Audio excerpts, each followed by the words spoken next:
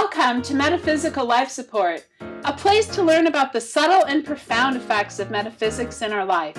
This show is about exploration tools and the people who live in awareness and supporting and inspiring us to live with and from our source, empowering ourselves to manifest consciously and encouraging us to have compassion and a sense of humor about being human. Our guest today is my dear friend, Rosie Potestio. We're continuing our conversation, and we decided we were going to talk about our gifts. So, Rosie, in the process of your life, you have uncovered many gifts, and there's more to find. Yes, absolutely. More to find. That's scary. Really? It's like, oh my gosh, what else is out there for me? It's kind of like a kid in a chocolate shop for me. Oh, yes. Well, that too. Every time I find a new gift, it's like a sea salt caramel. I know.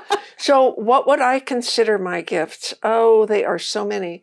So humor, the gift of humor is absolutely wonderful. I love my sense of humor. I enjoy mine too. I do too. And I'm very intuitive, and I'm very empathic, which means that I can feel what other people are feeling. And that's a whole nother topic of how to deal with that, but it is a gift. So you have a question? I was gonna share. Being an empath is a gift, but because we don't know how to work with it, Yes. it can often become a burden. And I think that's one of the things that scares people about their metaphysical gifts. We have so much more now than ever, and still culturally we don't adequately have information about what does it mean if a kid can see dead people? What does it mean if you can talk to animals or plants or any of these things? Mm-hmm. Yeah, well, other gifts. Okay, the gift of being inquisitive and what's out there. The gift of being able to feel like I connect to God intuitively in my heart. Other gifts. Oh, a wonderful family. Beautiful husband, beautiful son, wonderful friends. So, Jen is here in the control room making everything work. And she has two amazing sons. And Rosie has an amazing son. And I have an amazing son.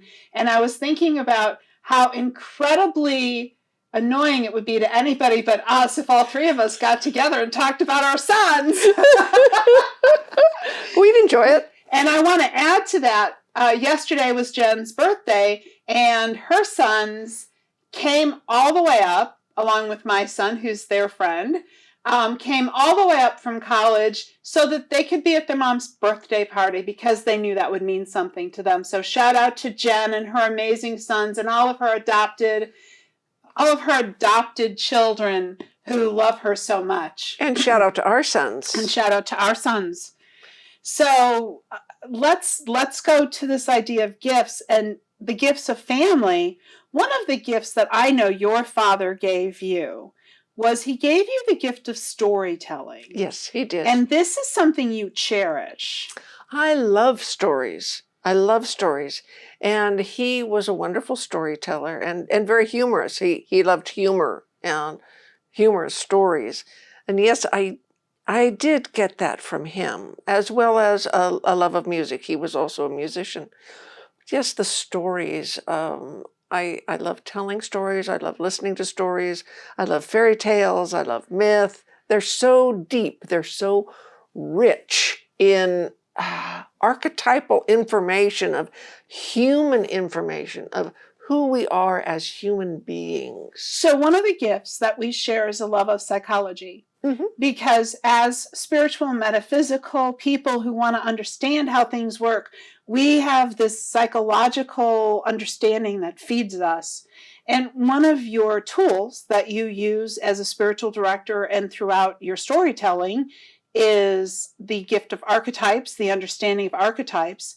And to take that a step further, one of the things you do is you teach people's spiritual paths through different stories that they might know. Yes. I know you're developing one about Winnie the Pooh, and you just finished one about The Wizard of Oz as a spiritual adventure, which was really, really fun. I did 2 workshops through Osher Lifelong Learning, which is learning that continues on as you get older. Right. For more mature people, shall we say.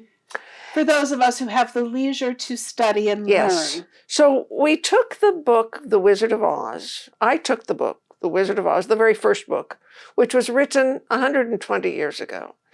And we read it as a group, as a class, and then we pulled out some of these wonderful, meaty, juicy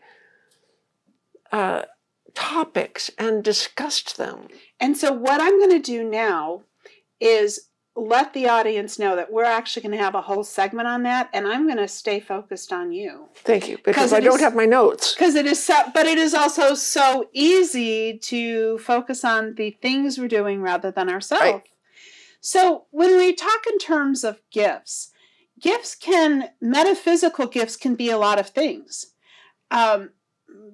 My son, for example, his own words are, he arts through engineering.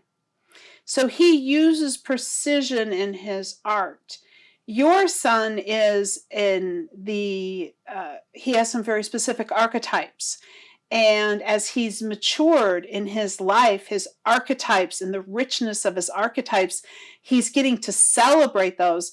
For those of you who are not familiar with the idea of archetypes, if you think about the Greek gods, that is the beginning of archetypes. The whole idea that different gods and goddesses start with possessing certain skills that are unique. It's human behavior. Human behavior, like the mother, the father, the engineer, the warrior.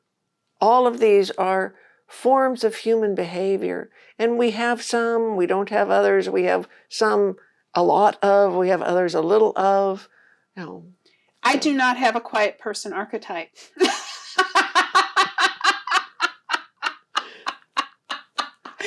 And so when we think in terms of gifts, and especially metaphysical gifts, this includes people who see the world through an engineering point of view. Right. This includes people who hear music in a way that inspires them to then write music.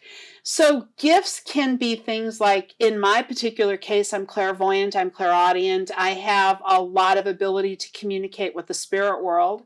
And those are spiritual gifts, but music is also a spiritual gift. So I want to make sure that we're inclusive enough with the word gift. And I'm going to go back and pull Jen from the producer's box in the studio into this. Jen has a gift of organization that just blows everybody out of the water. She has a way of making things happen. And while they're happening, you would have no idea the incredible amount of thought and consciousness that goes into that. So I think that I want to make sure that the audience hears gifts are many things. You have a sister who's a gifted CPA. Oh, yeah. She's a genius at it. She is. She is. And so gifts are not just, I can hear spirit. Yeah. Or I'm intuitive. Or I'm a musician. Yeah. So I think every single human being has gifts. And so I think part of our path and our purpose is to ask ourselves, what are our gifts? So here's something else, though. If someone were saying to themselves, oh, I don't have very many gifts. Somebody over there has many more. I don't have very many gifts. I would say, ask someone. Ask one of your friends. Tell me what gifts you see that I have. And I think we all would be surprised at our friends saying, oh, I see in you these beautiful gifts. And they go, whoa. And then explore those. One of the gifts that I got from, think her name was Mrs. Petrasek, was my 8th grade teacher. And she had all of us write anonymous kind notes to each other. Wow. And those kinds of gifts help us to see ourselves in ways that don't fit inside of our normal tiny little world. Right. So I love that suggestion. And the flip side of that is be cautious of people who might tell you that you don't have gifts.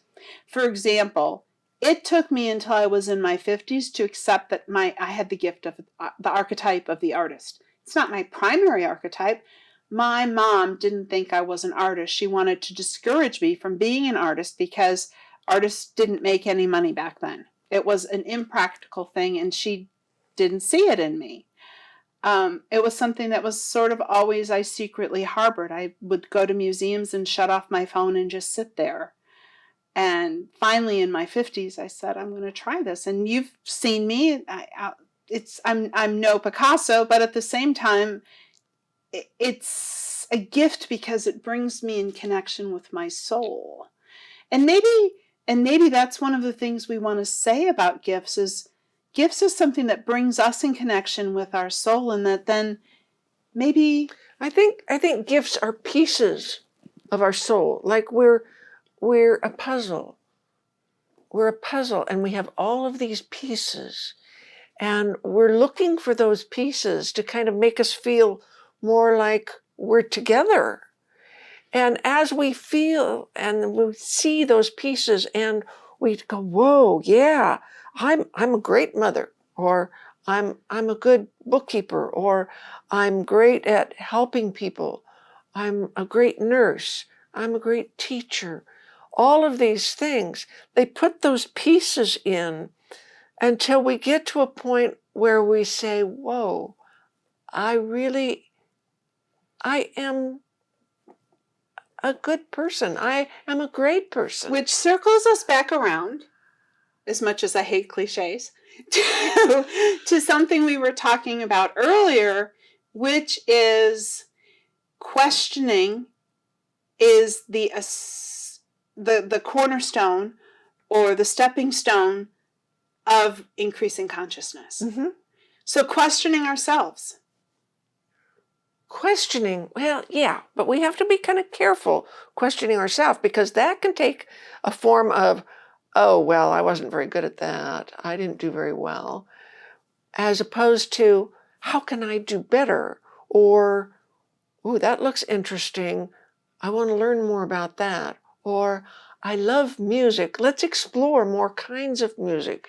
You know, that's a great point, because I know for me, being told I wasn't an artist kept me from thinking about myself as an artist for a very long time.